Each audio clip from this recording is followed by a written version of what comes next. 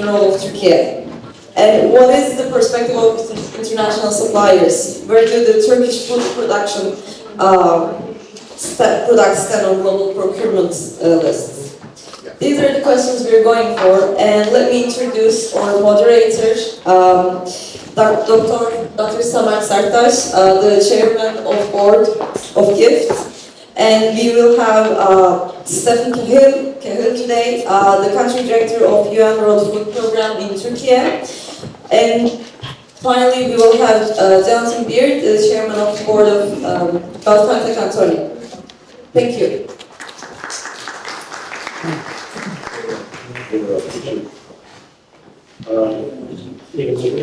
The panel discussion will be held in English, so thank you so much. I think this is one of the most important topics that we're going to touch today.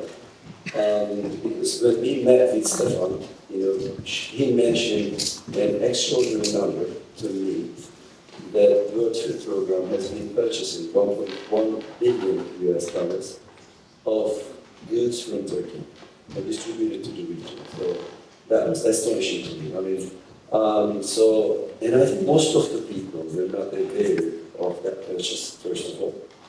And the second issue is that most of the commodities were raw materials. So today's topic in different sessions are how are we going to make an innovative food product in Turkey so that there's going to be a value-added product. So, World Food products basically do not only purchase raw material, right? So you also purchase the processed foods. So do you think that Turkey has a capability to produce those, advanced foods? So thank you so much, thank you for this occasion to speak. Just to give a wider picture for those of you who don't know WFP, we're the world's largest humanitarian organization. We're completely voluntary funded, so we don't get any core funding. Last year we fed 120 million people around the world. That's about 1/3 of the people that actually need to be fed. But that shows us one very clear thing, and this is a very clear message from WFP, is there is enough food in the world. It's our job to get it to the right places. And that's why Turkey is so important for us today. As you mentioned, we buy more from Turkey than any other country in the world. Any other country in the world, right? So, and that fluctuates going up and down. Today, for example, in Gaza, 70% of the food being delivered to Gaza is coming from Turkey. Oh, so we just saw that yesterday there was also trucks coming in. Correct. And those were purchased from Turkey, 70%. From WFP, correct. And WFP has continued to deliver to places like Gaza, even when the difficulty getting access, of course, we continue to push and we continue to have access to people. Not as much access as what we wanted. But this is a recurrent issue that we face not only in places like Gaza, but places in Syria today, Sudan are other examples, Myanmar, and we can go on and on. Mm-hmm. But coming to your original question, is there a need for more sophisticated food? That really depends, right? So I think you've got to consider that, and like any of us, people like to cook their own food, they like to prepare their own food. There's also a cost element, right? WFP, we can feed one person as a general statistic for $1 a day. That means for every dollar that I save on transportation, overheads, food costs, I can feed another person. And that pushes you continually to make sure that you're efficient, that you're spending as little money as possible on transportation or food itself, and you buy as much as you possibly can. And that's what we really need. So you need to always get that balance between how you feed as many people as you possibly can in the world, but feed them with the right amount. So one of the difficulties might be the quality, the certification and the quality. So would you please elaborate a little bit on this? Of course. I mean, the one thing when I joined WFP like 20 years ago, I was quite surprised that people that you're feeding actually have their own foods that they prefer.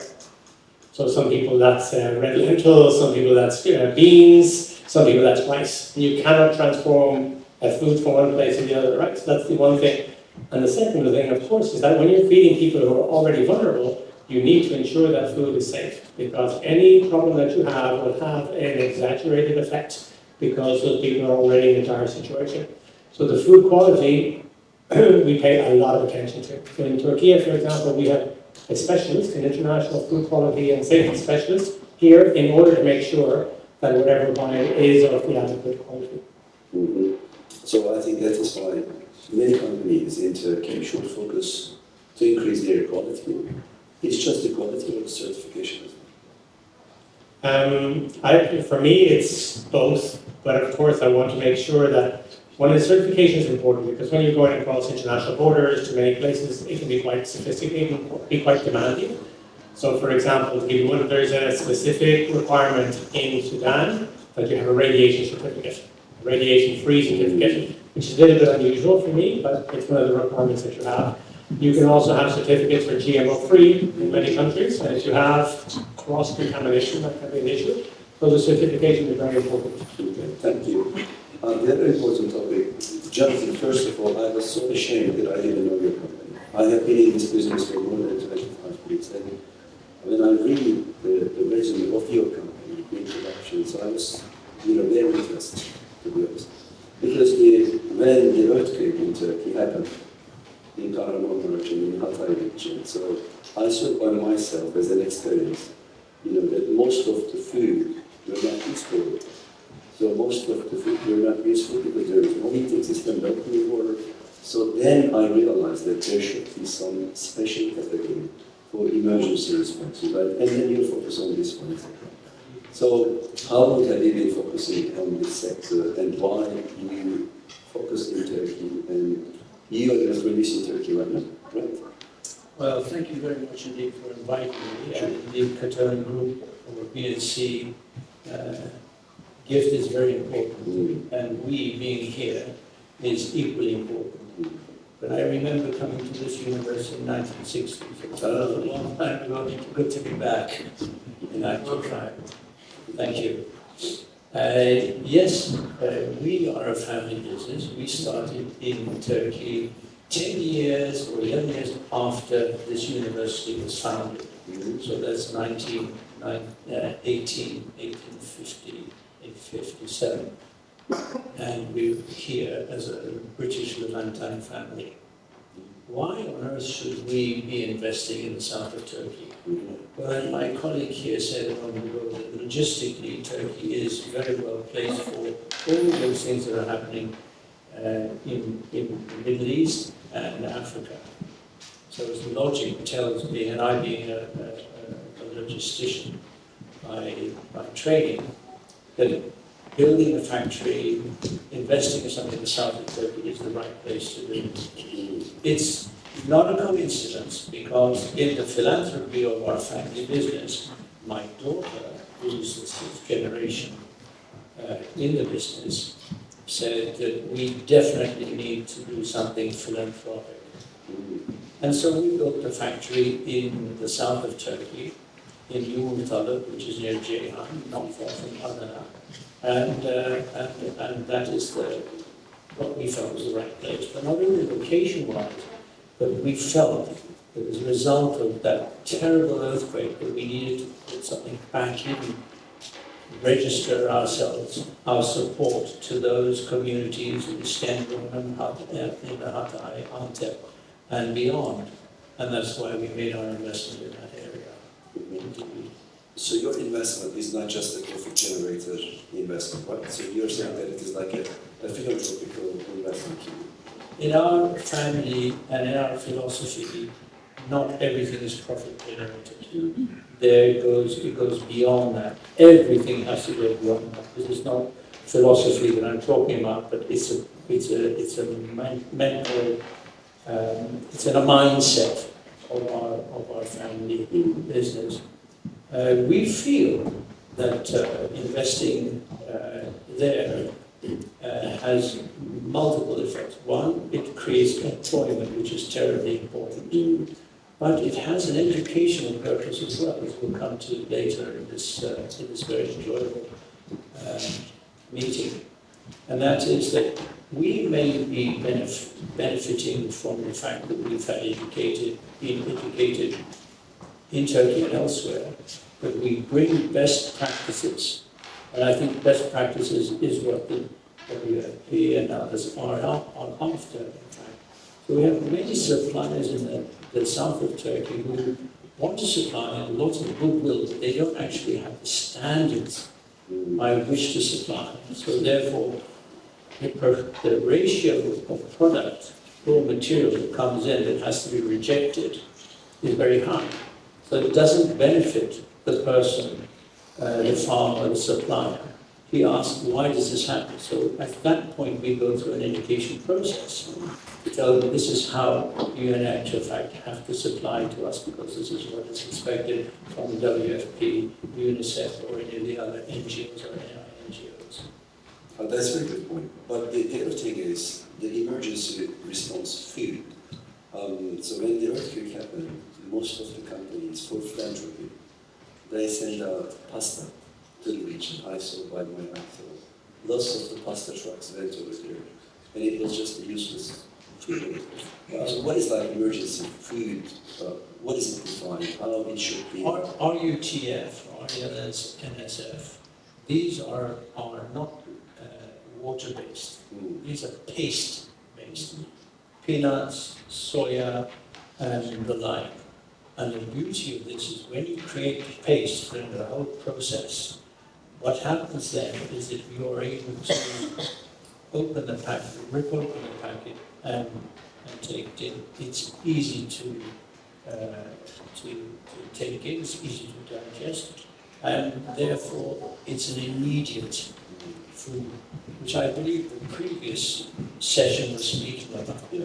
The importance here is that not only are you able to deliver vast quantities of this high nutrition value food in a short time, but it has a shelf life that goes on for anything from 18 to 24 months. Okay. So the element of water and heating and what have you is immediately put aside because it's in a little packet anyway. Much like what we get when you're doing sport, these energy bars, this is for babies or it's for pregnant women. Stefan, I think one of the Jonathan's point is when the companies like, Belfante comes to Turkey and invests, it's not just the purchasing part of it. So the educational component, what you said, is immense. So definitely the Jonathan's investment over here will shape the region's, suppliers, quality level as well. So how about the working programs, investment and the purchasing requirements? Do you think that it is increasing quality standards in Turkey, maybe in the region of Konya or Kayseri and other regions as well? No, Jonathan made some great points. I think from an emergency point of view, you've got to look at it almost like a triage, right? The first thing you've got to look at search and rescue. Second thing you've got to look at is health, and then you've got to look at food. So we do that. And that's always a difficult cascading operation that you need to be very well aware of, right? So sometimes we need to hold back on food, even though we might want to do it very quickly. We need to hold back because the actual first phase of an emergency really is based around search and rescue. And the liquid-based supplementary foods that you mentioned are actually using today in Gaza. They're very directed towards very malnourished people, especially children and young children. But for the earthquake, what we did within 72 hours, we were doing hot meals. Right? And that's really what people are going to pay for. So you're working with organizations like the Turkish Red Crescent Cahill and others in order to set up hot meals, provide them to people so they can just take that off their mind. They can already go through the process of trying to recover their lives. But at least they know that food is not an issue. And I think that's important as well. And then coming back to your point as well about we always need to build this relationship with the private sector. We say that everything that we do is based on the private sector. The food we buy is in the private sector, the trucks we use, the ships we use, the aircraft we use to move that around the world, the warehouses are all based on the private sector. And your philanthropic endeavors are great, and I think they're really commendable, but we need to also have a business relationship because we can't expect philanthropy to work forever, right? There are hundreds of millions of people who still need food. The real value that the private sector can bring us is those efficiencies. How do you make it very efficient to buy food? How do you buy not a special product for a humanitarian response, but things off the shelf, which we want to do now, for example, in Turkey, is how do we move away from canned food to these pouches that you see in the supermarkets? Ready and available, it doesn't require a special product for a humanitarian response, but it's something that is available on the commercial sector, which means when you have a requirement from a humanitarian perspective, you can get it off the commercial sector, but if there's no humanitarian requirement, you still have the commercial sector to be able to absorb those profits. And that's the balance that we really get. No, definitely. Should Jonathan, please go ahead. Just to interject for a moment here, that the business side is done by Jonathan Beard. The philanthropy is done by Natalie Beard, Bada, and she comes and says, Daddy, I need more money. The fact of the matter is that if I'm not there, paying for all of the philanthropy, then it doesn't work. Exactly. But the two have to actually come together at some point. For sure. You should go ahead and definitely. So the other point is the product development. So because what you are focusing on special products, not like a pasta or a flour. So those are specialized products. So you have to have some relationship with R&D centers and universities. So can you name some of the Indeed, yes. We would not have been able to get as far as we have in such a short time. I would say at this point that 40% of our cost is R&D. It is. And we have had the benefit of working with Gaziantep University, not Boğaziçi as yet, but that'll come, and perhaps others. We are a business. We do not pretend to know everything about these super cereals or superfoods that are being mentioned. And therefore, we need, as much as possible, to work together to be able to bring together the academic element of it and the production element of it as well. The two need to work in unison. So this process, this learning curve, if you like, was accelerated because WFP, being this most important attribute to the world of food, hunger, and what have you, has actually specified these are the recette, if you like, how we will. So we take that away and produce a product which is very similar to that.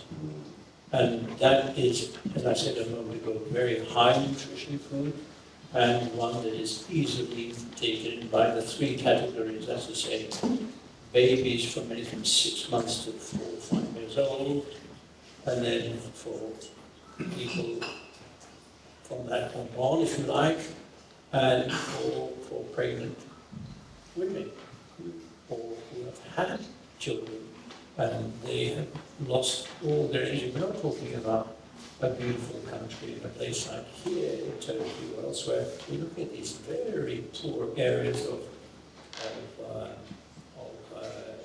Middle East and Africa, where the entire range of people suffer enormously. There's no difference between a pregnant mother and a baby child. They both suffer equally. So both three programs, priorities, is it always the conflict zone programs, or are you also focusing on like malnutrition in poor areas or regions as well? I mean, we work in the 87 countries around the world, and generally they are poorest countries. 80% of our budget goes into conflict. And conflict is driving a lot of what we do, and that's a very sad reflection of the world we live in today. As I mentioned earlier, this is not about access to food, it's not about food in the world. The answer is there is enough food, it's just being able to get it. And conflict makes it extremely difficult to work in. 6 members of WFP lost their lives this year in various countries around the world, which gives you a kind of idea about how complicated it is, and it's getting more and more complicated. So no, we don't only work in the world. And just going back to one of the interesting points that Jonathan mentions, we think of the world and the world that WFP works in this kind of malnutrition. In today's world, there are more people that we're dealing with who are obese than that are suffering from malnutrition. So we have this reversal, this complete reversal in the world that we're dealing in, that we have this situation. So we can be dealing with situations in Syria where mothers are obese, feeding children who are malnourished. And that is a reflection of the world today. That's a reflection of, one is about the catastrophe of those situations. The second one is about, of course, how we're changing our food production and highly processed foods, how people buy them, what's affordable today. So you're dealing with a multitude of different facets. But you do not focus on, let's say, the obesity in the poor areas, or do you? Well, we do, because if you are in Syria and you have no income whatsoever and you're a single parent and you suffer from obesity and your children suffer from malnutrition, then of course we're going to support you. Because we don't do it on just people who are malnourished, it's people who need food. You can eat food. We do not want that people get into a situation where they are malnourished. We want to make sure that they do not have enough food, that we're there to be able to provide that food for them. Okay. I think the person there's a subject of educating as well. I refer to educating the farmer, the supplier, but the education process goes right the way through, from, if you like, kindergarten through school to university. The same applies outside the academic area. And when you talk about the obesity issue, sadly, when I was traveling in Lebanon and in Syria a few weeks ago, I noticed this obesity. And you see that, my God, how shameful it is that there's a generation that is in actual fact looking pretty strong and definitely overweight. And yet another, the next generation, appears to show all elements of this unfairness and this imbalance that the world is actually involved in. You know better than I do, but from observation, that's what I noticed. Indeed. Jonathan, the Belfante that you're establishing now in Adana, so this is going to be a region-focused production, right? Indeed it is, yes. Yes, and in what region? So the like Far East or only the Middle East? To change the question, if I may. Sure. The Turkey being a country which has 3 climates, it has the Black Sea, the Aegean, and the Mediterranean climate, which is African climate in actual fact, produces all sorts of food products. In some cases efficiently, in most cases inefficiently. And we are based in the south of Turkey because our raw material can be found there easily. Therefore, the cost of